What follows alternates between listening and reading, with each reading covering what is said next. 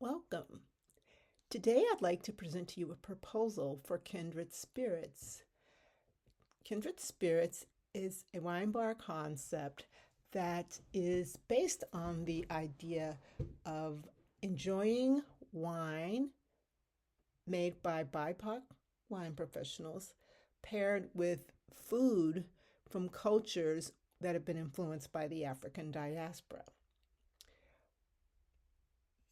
Kindred Spirits, beverages and bites inspired by the African diaspora. Kindred Spirits will be a casually chic beverage bar. The location will either be in Upper Manhattan in New York City with proximity to the Harlem area, Upper New Jersey, Westchester, the George Washington Bridge, and the Bronx. Or it will be on the Lower East Side with proximity to Brooklyn, Jersey City, the Holland Tunnel, and neighborhoods that are bordering the Lower East Side, such as Soho, Tribeca, Nolita, and downtown Chinatown, that area. Depending on how the real estate situation turns out.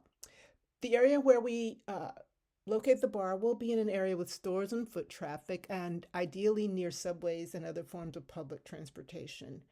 The planned area, the size of the bar, will be about 1,500 to 2,000 square feet. That's a medium size wine bar for a city in New York, and it will have seating for 50 to 60 people. The projected check average will be $75 per person.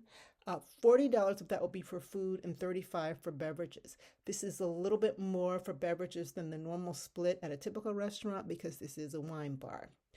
The visuals in the restaurant will be sofas, comfy armchairs, eclectic interior design with global African diaspora influences. There will be a large bar area that's conducive to people just coming in for a drink without having to have a partner come drink with them. And they can eat at the bar and chat and meet other people. There will also be communal table seating and 2 top tables and traditional 4 top tables as well.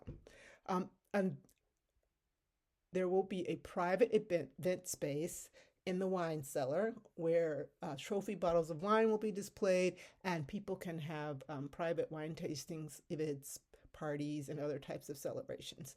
Of course, the main area will have, visualize that having trophy wine bottles on display in a visually appealing open wine cellar.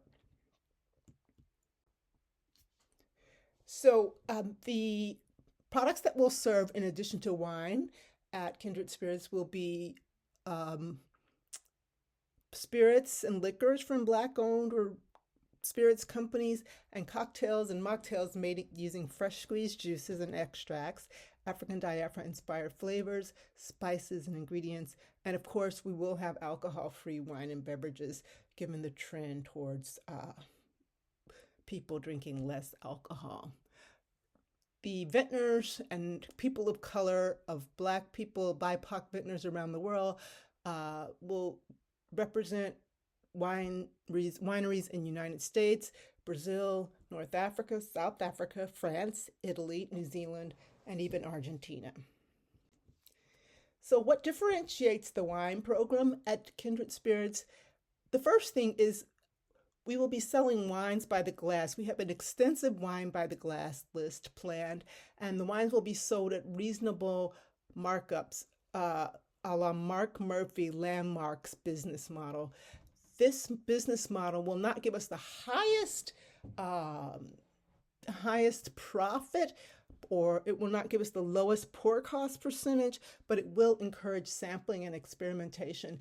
And hopefully people will linger longer, drink more wine, and drink more expensive and different wines. The wine list will be organized by, we'll organize it by style, grape, and region.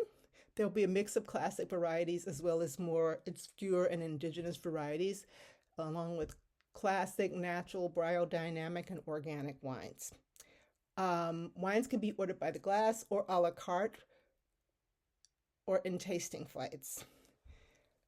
Ideally, there will be suggested wine pairings alongside menu items, even though those are not included in this deck because there was not really room for a slide for that. But that is something that we have planned to have at the restaurant.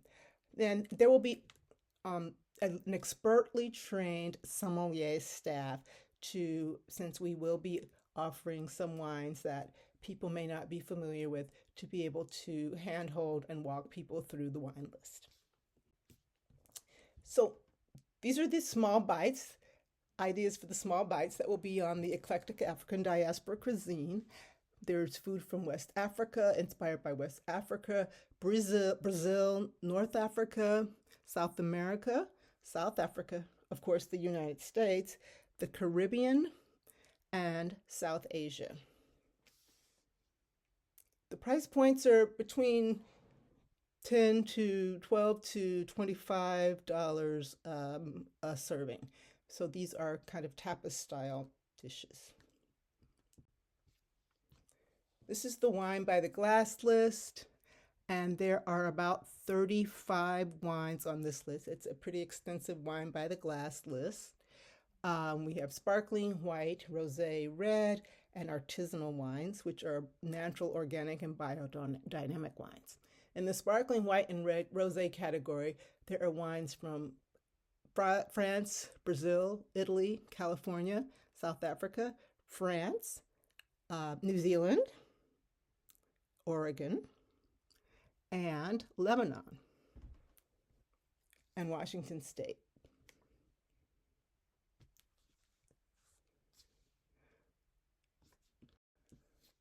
So the purchasing strategy is that most of the wines, as mentioned earlier, most of the wines will be from wineries owned or partially owned by people of color. When I say most, it's about 85 to 90%. There are a few wines I slipped in there. They're not on the by the glass list, but on the by the bottle list, such as the Sirocco from Alain Groyot. That's a Moroccan Syrah. It's not technically made by a BIPOC wine professional, but since it is made in a North African region, I thought it was an interesting wine to include, and it is a part of Africa. The area where it's made, there's some relationship there. Also, there are some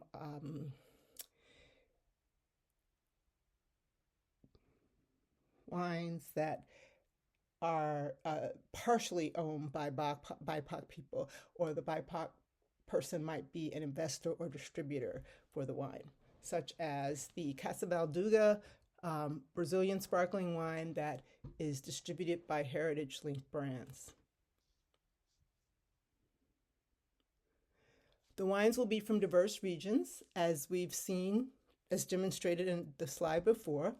They'll be at a range of price points to provide something for every level of wine appreciation, from novices to connoisseurs.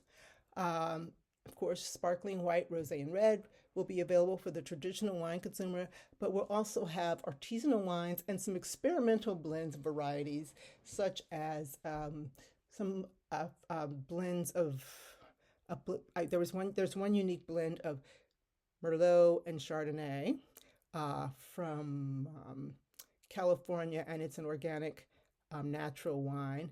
And then there are some pet nat wines, sparkling wines from South Africa.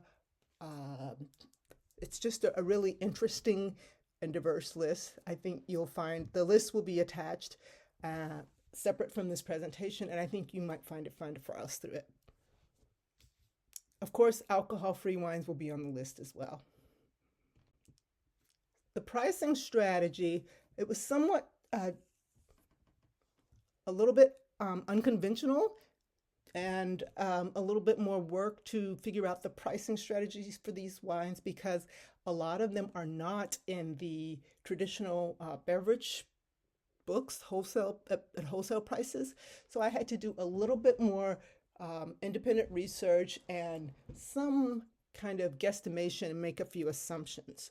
So the first assumption I made is that the wholesale price is 50% of the average retail price on most of these wines. I use the sliding scale to determine markup for bottle selling price. We will be marking up the wines that are more expensive less than the wines that are less expensive. So it kind of averages out, and the menu and the prices don't look as intimidating on the menu. So approximately 3 times wholesale markup for bottles $20 and under, approximately 2.5 times wholesale cost for bottles between $20 and $50, and there will be an approximately 2 times wholesale cost markup for bottles over $50. Champagne, on the other hand, will be priced at 2 times the average retail price. The industry standard pour cost for wine is 18% to 25% per glass. Our desired pour cost is to stay below 30% per glass. We're around 28% per glass with the current inventory wine list.